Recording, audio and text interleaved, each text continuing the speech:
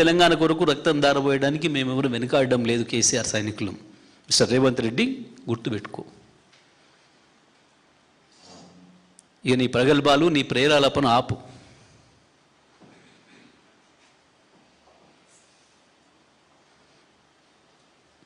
అది నీ రాక్షస మనస్తత్వాన్ని తెలియజేస్తుంది తప్ప ఇంకోటి కాదు. మేము అనడం లేదా మాట తిరిగి, మేము అనం.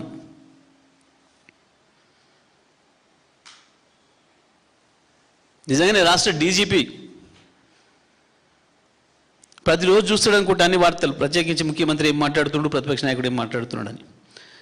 చిన్న మాటలు, చీడ పురుగు అని రేవంత్ను అన్నందుకు, తెలంగాణలో పుట్టిన చీడ పురుగు అని రేవంత్ను ఎవరు పెట్టినందుకు సోషల్ మీడియాలో తీసుకుపోయి కేసు పెట్టి జైలు పెట్టించినావు డీజీపీ గారు.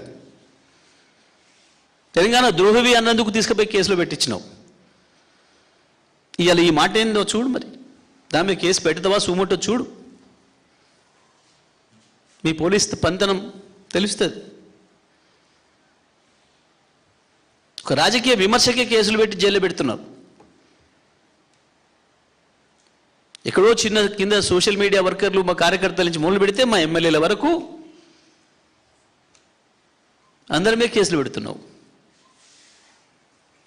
స్వయంగా ముఖ్యమంత్రి కోసి రక్తం చల్లుతా అని మాట్లాడుతుంటే, సరే ముఖ్యమంత్రి డీజీపీ ఏనైనా పోని, మాకేం ఇబ్బంది లేదు, మాకేం భయం లేదు, మాకేం బాధ లేదు, మేము దానికి సిద్ధపడి వచ్చిన వాళ్ళం. నిజమే, ఒకప్పుడు మీ సమైక్యంద్ర తూటాలతోని రక్తం బారిన ఈ నేలల్లో అగో గదే కన్నెపల్లి పంప్ హౌస్ తోని కేసీఆర్ ఇంచు నీళ్లు బారిచ్చిండు, దాంతోనే సస్యశ్యామలం చేసిండు, దాంతోనే 3 కోట్ల టన్నుల పంట వండించిండు.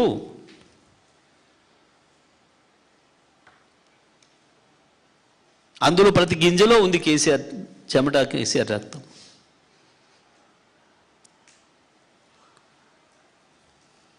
సో మూర్ఖ ముఖ్యమంత్రి, నువ్వు తెలుసుకుంటే మంచిది. ఓకే, మేము అడిగింది ఏంది? మేము మళ్ళీ చెప్తున్నాం, ముఖ్యమంత్రి నిన్న మాట్లాడింది పూర్తి శుద్ధ అబద్ధాలు. ముఖ్యమంత్రి తప్పు చేస్తున్నాడు అనే సంగతి రాష్ట్ర ప్రజలందరికీ అర్థమైంది. నువ్వు ఉలిక్కిపడి 3 రోజుల్లోనే 2 సార్లు ప్రెస్ పెట్టి మాట్లాడిన వెంటనే అర్థమవుతుంది నువ్వు చేస్తుంది తప్పు అని ప్రజలు చర్చించుకుంటున్నారు.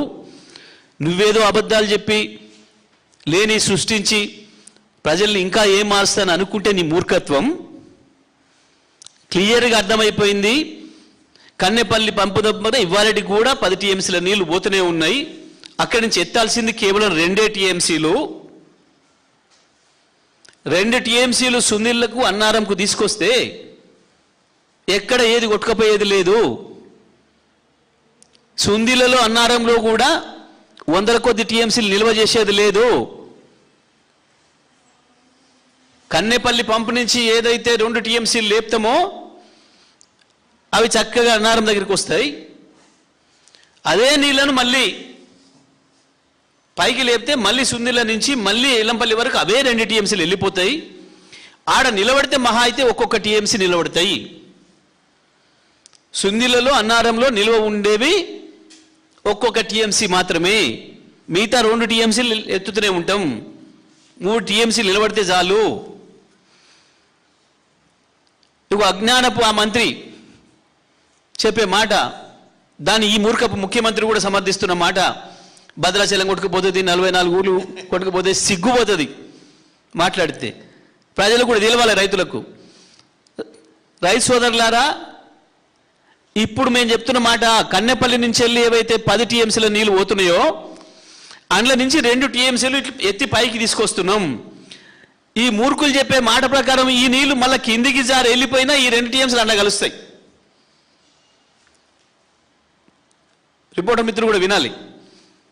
కన్నెపల్లి నుంచి తీసుకొస్తున్న 2 టీఎంసీల నీళ్ళను పైకి తీసుకొస్తే ఈ బ్యారేజీ ఇది కొట్టుకపోతుంది అని ఈ మూర్ఖులు చెప్పింది ఏదైతే ఉందో, ఇది జరిగినా పోయేది ఈ 2 టీఎంసీల నీళ్ళు అందులోనే కలుస్తాయి. మళ్ళీ అదే కాలువల నుంచి తీసుకొచ్చిన నీళ్ళే మళ్ళీ పోయి అందులో కలుస్తాయి. ఇక దీనికి భద్రాచలం కొట్టుకుపోయేది ఎక్కడ, ఇంకా 44 ఊర్లు కొడంగల్లు హుజూర్ నగర్లు కొట్టుకుపోయేది ఎక్కడ, యా నుంచి కొట్టుకుపోతాయి.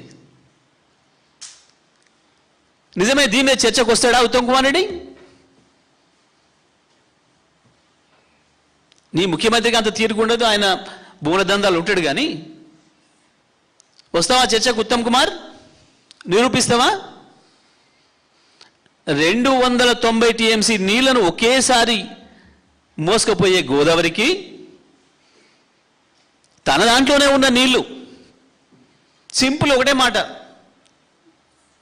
రైతాంగం ప్రజలకు అర్థం కావాలి, ఇళ్లలో ఉండే మహిళలతో సహా. మీరు మీ ఇంట్లో కుండలో ఉన్న నీళ్లు, ఒక గ్లాసు నీళ్లు తీసి మళ్ళీ అదే కుండలో పోస్తే ఆ కుండను పగిలిపోద్దా, పొంగిపోతుందా? అర్థం కావాలి మీ అందరికి కూడా, కెమెరామెన్లతో సహా, రిపోర్టర్లతో సహా.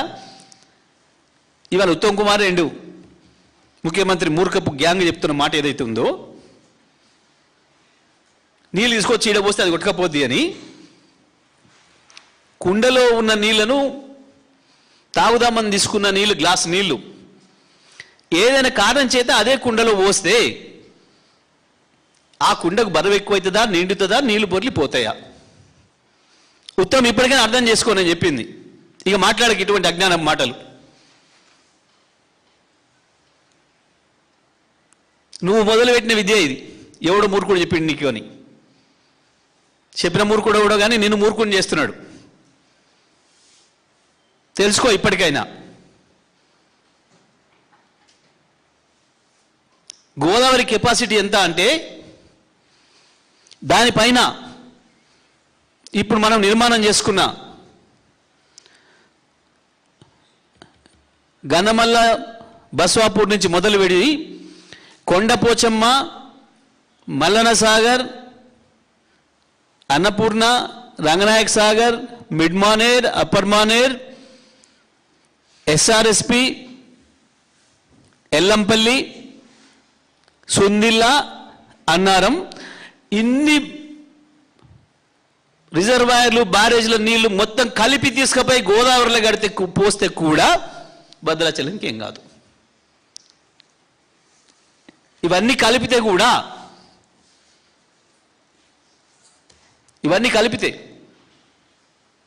ఎస్ఆర్ఎస్పి కాక మిగతావి కలిపితే 140 టీఎంసీలు, ఎస్ఆర్ఎస్పి కూడా కలుపుకుంటే 230 టీఎంసీలు, 240 టీఎంసీలు, 240 టీఎంసీలు ఒకేసారి గోదావరిలో పోస్తే కూడా భద్రాచలంకి ఏం కాలే. ఇంతకుముందు 290 టీఎంసీలు వచ్చినాయి. ముఖ్యమంత్రి, ఇరిగేషన్ మంత్రి జ్ఞానం తెచ్చుకోండి, ఇక బంద్ చేయండి మూర్ఖపు మాటలు. సో మళ్ళీ చెప్తున్నాం మేము, కన్నేపల్లి పంప్ హౌస్ వెంటనే ప్రారంభం చెయ్యాలి. సుందిల్లా, అనారంలకి ఏ కమిటీలు లేవు, ఏవి లేవు.